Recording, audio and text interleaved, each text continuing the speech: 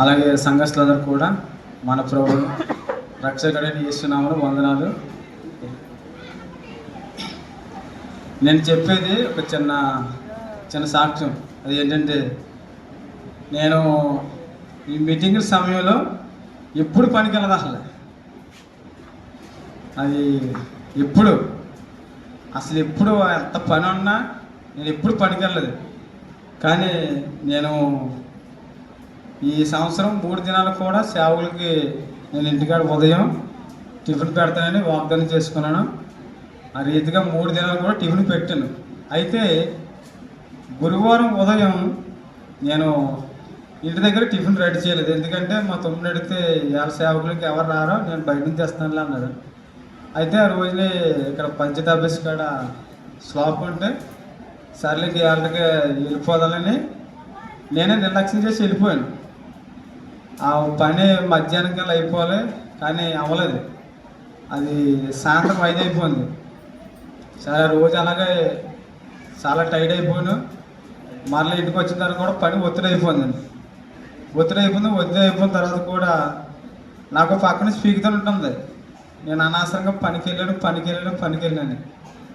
సరే అయిపోయింది. నేను ఇంకా అది ప్రభుకి చెప్పుకున్నాను అదే విషయం.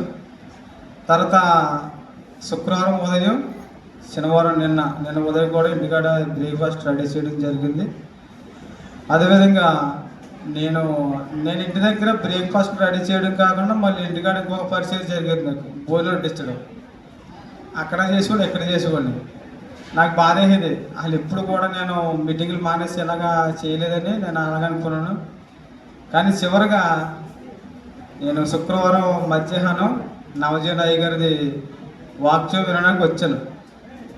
ఆ రోజుని మధ్యాహ్నం కుంపత్తులు జయరాజు గారి ఇంటి దగ్గర సేవకులకి బోలు వడ్డిస్తుంటే ఒకరు చెప్పారు, ఇలాగ మూర్తి గారిని కృష్ణవారి గారు వచ్చారు, వారికి బోరం పట్టిరండి. సరే మళ్ళీ ఇవన్నీ ఎక్కడ తెప్పలు పడతారో ఇప్పటికే నలిగిపోయి అనుకుంటే లేదు పట్టిరాలంటే మళ్ళీ కుంపత్తులు శ్రీని గారు నేను ఇద్దరు కూడా బాక్సులు విడిచి పట్టుకొచ్చాను. కరెక్ట్గా పట్టుకొచ్చే సమయానికి వాళ్ళు ఉంటారనుకోను. నాకు తెలియదు, వాళ్ళు వచ్చినట్టు తెలియదు, వాళ్ళు వెళ్ళిపోతున్నట్టు కూడా తెలియదు. వాళ్ళకి కనబడిన వెంటనే సరే పైనెట్టిన తర్వాత మళ్ళీ కిందకు వచ్చి కూర్చున్నాను. ఈ మాట జాతకండి. ఇన్నాక నవజన్ అయ్య గారు చక్కని వాకింగ్ చెప్తున్నారు. లేయా రాహేల్ గారి గురించి, యాకోబు గారి యొక్క చరిత్ర గురించి, ఆయన యొక్క మోసం గురించి ఆయన స్పష్టంగా మాట్లాడుతున్నారు. అదేంటంటే భార్యాభర్త గురించి ఆయన మాట్లాడారు. సమాధాన పడమని. భార్యాభర్తలే కాదు, మరి అన్నదమ్ములే కాదు, కుటుంబమే కాదు, సంఘమే కాదు, సంఘస్థులే కాదు, ఎవరైనా సమాధాన పరచబడే వారు ధన్యులు, వారు దేవుని కుమారులు అనబడతారని దేవుని వాక్యం తేటగా సెలవిస్తుంది.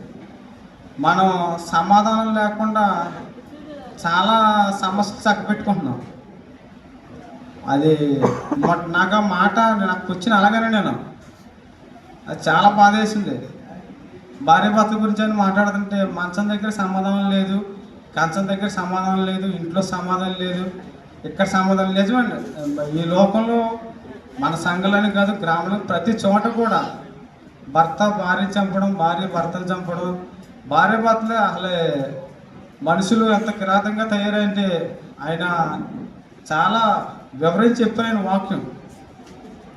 ఆయన వాక్యం కూడా ఎప్పుడు కూడా అసలు నేను ఎప్పుడు కూడా జవదాటను.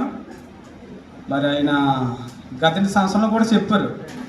అది ఏమిటంటే మరి మీకు గుర్తుందలే తెలీదు, రేపు ఆదివారం అనగా శనివారం రాత్రి సిద్ధపడిపోవడం చెప్పారు.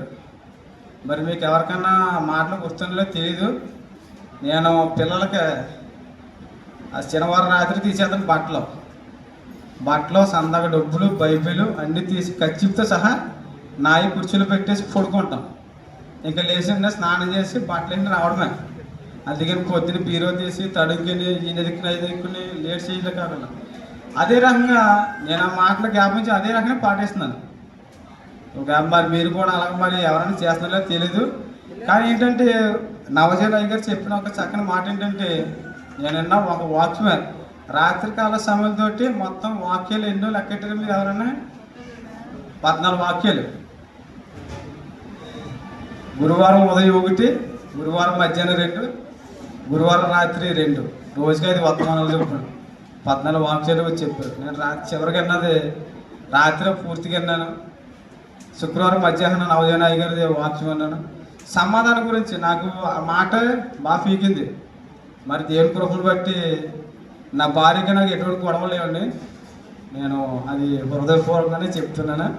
ఆమె మేనమామ కూతురు ఎప్పుడు కూడా చాలా కేకలేసినా మళ్ళీ మామూలే నేను సమాధానం పడిపోతాను.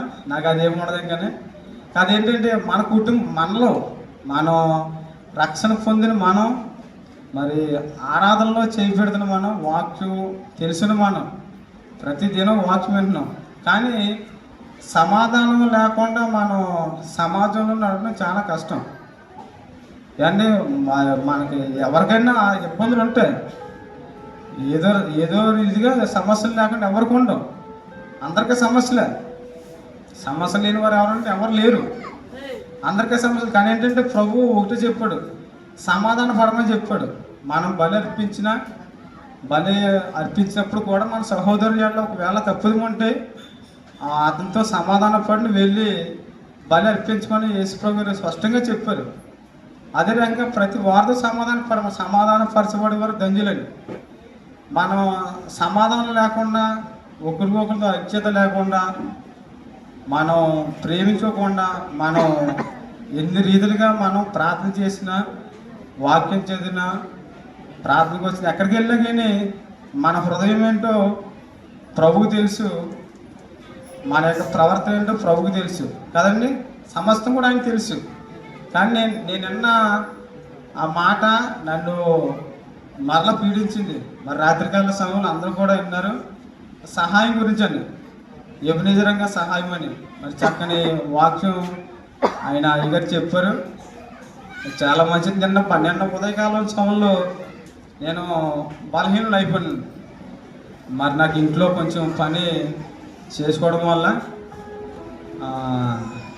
నాకు కొంచెం బలహీనత మీ అందరికి తెలుసు. అవి ఫిట్స్ కింద వచ్చినాయి. నాకు ఈ వారం అంతా కూడా సరిగ్గా నిద్రలేదు. మన 3 దినాలు కూడా పాలకొల్లని గ్రామకేసి పనికి 4 గంటలకు వెళ్ళాను. అక్కడ ఉడుతున్నాను ఉడుపులు. మేము అలాగే వెళ్ళాం. సరే దేవుని కృపను బట్టి 4 గంటలు వేసి వెళ్ళిపోవాలి. మాకు ఇక్కడ నుంచి 3:30-4 గంటలు వేసి వెళ్ళిపోవాలి. మళ్ళీ సాయంత్రం వచ్చినాడికి 4-5 అయ్యేది. ఇంటికాడ పని చేసుకుంటాం. నాకు ఈ వారం అంతా కూడా నిద్ర లేదండి. అయినా దేవుని కృపను బట్టి నాకు బలహీనత దాని గురించి ఎప్పుడు భయపడినా. అసలు నేను ఎప్పుడు భయపడినా. నేను ఎక్కడి నుంచి ఎక్కడికి వెళ్ళినా బండి మీద వెళ్ళినా ఎక్కడికి వెళ్ళినా ఒక్కని వెళ్ళిపోతాను. కానీ దేవుడు నాకు అది ధైర్యం ఇచ్చాడు. ఎందుకంటే అతడు నా నామం ఎరిగిన వాడు కనుక నేను అతను తప్పించేదను అని కీర్తన గ్రంథంలో దేవుడు స్పష్టంగా చదివించాడు. ఆ రంగంగా నేను ఎప్పుడు కూడా భయపడినా. నా ఓపుకున్నంత మట్టికి పని చేస్తాను. లేనిచో నేను ఇవాళ నాకు కొంచెం బలహీనంగా ఉండడం వల్ల నేను ఇంటి దగ్గర నుంచి తాతయ్యగా ఏదో నాది కాదన్నట్టుగా తాతయ్యగా 9 గంటలకు రెడీ వచ్చాను. లేదంటే నేను ఇక్కడ 5 గంటలకల్లా వచ్చి ఉండవల్లి వచ్చినాయి. సచ్చిలో పని చేస్తే నాకు అసలు నిద్ర అట్టదు. అది ఎవరి మీద ప్రేమ కాదు, సంఘం మీద ప్రేమ. అది దేవుని ప్రేమ అంత మట్టికి. కానీ మనందరం కూడా మరి చెప్పిన వాక్యాన్ని బట్టి మనం ఒకసారి ఒకరి తినకపోయినా రెండవ రోజు వినకపోయినా 3వ రోజు వినకపోయినా ఏదో ఒక వాక్యం ఈ ఉద్యోగం కూడాలనగా మనం ఒకవేళ త్రోవ పక్కన పడిన విత్తనం వల్లే ఉంటాయి కనుక త్రోవ పక్కన విత్తనాలు మరి మీ అందరూ తెలుసు అనుకుంటా. వాక్యం అది తెలుసు. కానీ మంచినీళ్ళలోకి వెళ్ళాలి. మనం మంచినీళ్ళలోకి వెళ్ళాలి. 30 తంతుల నుంచి 60 తంతులకి, 60 తంతుల నుంచి 100 అంతులు ఫలాల్లోకి వెళ్ళాలని ప్రభు యొక్క చిత్తం, ఆయన యొక్క ఇష్టం అది. అలాగే మనం ఒక తలాంతి తీసుకున్న వాడు అట్టుకెళ్ళి భూమిలో తవ్వి కప్పి పెట్టినట్టుగా మనం జీవించకూడదని. ఈ భక్తి అంతా కూడా మనం విడబడడం కాదు, కేవలం మనం ఎత్తపడాలి. రెండవదిగా మనం తీర్పులో ఉండకూడదు.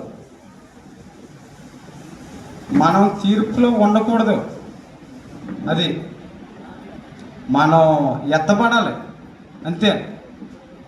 ఎందుకంటే దేవుడు మంచి చక్కని అవకాశం ఇచ్చాడు మనకి. అంత ఒక క్రమం. మనం ఏది కూడా మనకి నచ్చినట్టుగా ఉండదు. అన్నీ ఒక క్రమం అంతా జరుగుతాయి. మనకి జనవరిలో మరి సామెల అయ్యారు మీటింగ్లో జ్ఞాపకాలు పెట్టించిన, మరి తర్వాత ఈ ఈ యొక్క వర్షాకాలం మీటింగ్లు పెట్టించిన, ఏ మీటింగ్లు పెట్టినా కానీ మనకి ఎవరు కూడా వాక్యాన్ని కామెంటరీ చేసేవారు కానీ, లేకపోతే వాక్యాన్ని ఎక్కిరించేవారు కానీ, లేదంటే వాక్యం నుంచి మనకి బిలాము బోధలు చెప్పుకుని కానీ ఎవరు కూడా ఎవరైనా రావడం జరిగిందంటే ఎవరు కూడా లేరు. నేను వాక్యం కూడా ప్రతిదీ కూడా చాలా జాగ్రత్తగా మాట అది ఉందా లేదని ఒకసారి మళ్ళీ ఒకవేళ అక్షరం విషయాన్ని చూస్తాను నేను. కానీ ఇది దేవుడు మనకి ఇచ్చిన గొప్ప భాగ్యం అంతేండి. ఇంకా రెండోది కాదు, ఏదైనా నేను చెప్పిన మాట ఏంటంటే మెయిన్ మొట్టమొదటిగా సమాధానం. సమాధానం లేకుండా మనం ఎన్ని సక్కం పెట్టుకున్నా అది దండగా. మరి ఈ ఉదయకాల సమయంలో అయ్యగారు సాక్షి చెప్పడానికి ఇచ్చిన ఈ సమయాన్ని బట్టి ప్రభుత్వం మరొకసారి వందనాలు చెల్లించుకుంటూ ఈ చిన్న సాక్ష్యం దేవుడు తీర్చును గాక. వాక్యమును